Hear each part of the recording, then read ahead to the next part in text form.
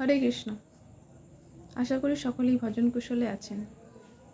আচ্ছা, আমরা বারবার যে এই জগতে জন্ম মৃত্যুর চক্রে আবর্তিত হচ্ছি, আমরা যে কর্মবন্ধনে আবদ্ধ হয়ে আছি, কিভাবে এই কর্মবন্ধন থেকে আমরা মুক্ত হতে পারি? ভগবান পরমেশ্বর ভগবান শ্রীকৃষ্ণ হচ্ছেন আমাদের প্রত্যেকটি জীবের হৃদয়ে বাস করেন এবং তিনি হচ্ছেন আমাদের সকলের পরম সুহৃদ অর্থাৎ পরম বন্ধু। তিনি ছাড়া আর কেউ আমাদের আপনজন নন এবং আমাদের প্রকৃত বন্ধু তিনি ছাড়া আর কেউ নন।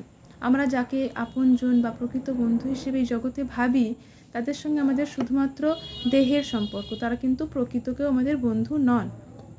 পরমেশ্বর ভগবান সর্বদাই জন্মে জন্মে তিনি আমাদের সঙ্গে সর্বদা থাকেন, আর কেউ কিন্তু থাকেন না। ভগবান আমাদের মতো এই পতিত বদ্ধ জীবদের উদ্ধার করার জন্যই এই জড়জগৎ সৃষ্টি করেছেন। ওনার এই জড়জগৎ সৃষ্টি করার উদ্দেশ্য এই একটাই, আমাদের উদ্ধার করার জন্য, এবং তিনি নিজেও এই জগতে অবতরণ করেছেন আমাদের উদ্ধার করার জন্য।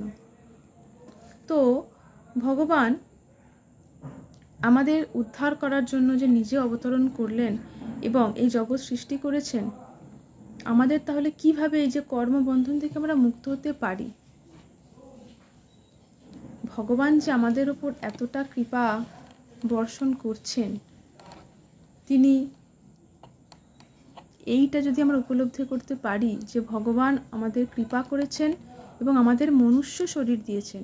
একমাত্র সমস্ত জীবের মধ্যে মানুষের যে দেহ, এই মানুষই দেহ পারে সমস্ত রকমের ভুলকে সংশোধন করতে।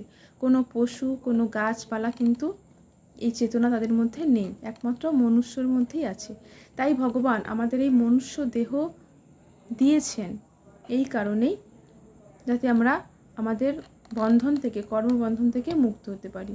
ভগবান যে এইভাবে যে আমাদের কৃপা করেছেন, এই ভগবানের এই কৃপা করেছেন, এইটা যদি আমরা উপলব্ধি করে ভগবানের চরণে নিজেকে আত্মসমর্পণ করে তার সেবায় নিজেকে ব্রতী করতে পারি এবং তার স্মরণে তার চিন্তন সর্বদা আমরা করতে পারি, তার সেবা করতে পারি, এইভাবেই আমরা আমাদের কর্মবন্ধন থেকে একমাত্র মুক্ত হতে পারবো।